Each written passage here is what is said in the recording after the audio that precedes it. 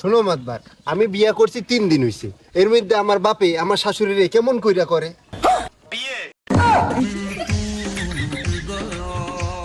তোর সকালে লাত্তি দিয়া তোর ডেকে আমি ভাত কাপুর চাই।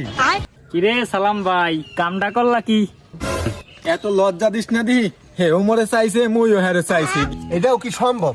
আমার বাপে যদি আমার শাশুড়িরে বিয়া করে তাহলে আমার বউ আমার বাপের মাই হয়ে গেল না? আর আমি তো হের আগের থেকে পোলা আছি, তাহলে আমার বউ আর আমি ভাই বোন হয়ে গেলাম না? হে প্রভু, তাইলে তো সম্পর্কের মধ্যে করাত বাজছে। এ মনি, একটু মানাই শোনাই নে না। কেমনে মানায় নিমু?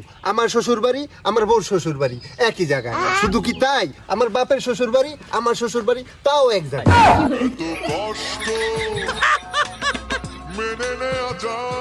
আমার যদি ছেলে পেলে হয় আমার বাপেরে নানা কইব না দাদা কইব? আমার বাপের যদি ছেলে পেলে হয় আমার কি মামা কইব না দুলাভাই কইব? তো মহাবিপদে পড়লাম। এর আগে তো এরকম সালিশি আমার একটাও বাজে নাই। ও মাতাব্বার, তা নইলে বাদই দিলাম। আমার বাপের কি আমি আব্বা বলামো না শ্বশুর বলামো? এ আমি কি কঠিন প্রশ্নের সম্মুখীন হলাম রে। এ গেদু, তুই নাইলে একবারে ডেডি ক। আমি না হয় ডেডি কইলাম, আমার বউ আমার আব্বারে কি শ্বশুর কইবে না আব্বা কইবে? আর যে কুলাইতে পারলাম না।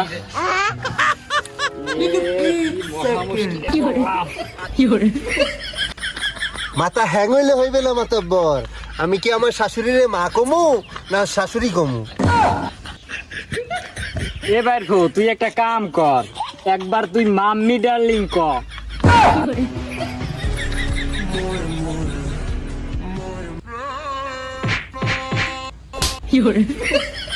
দুইজন একবারে মানিয়ে চুনিয়ে নে রে বাবা। আমারও তো সংসার আছে, আমার বাড়ি যাইতে হইবে বাবা। তুমি নইলে বাড়ি গেলে, আমি বাসায় গেলেই মনে হইতেছে আমি বাড়ি আইলাম না শ্বশুর বাড়ি আইলাম। বিশ্বাস কর বাইরফো, মুইও কইতে পারি না।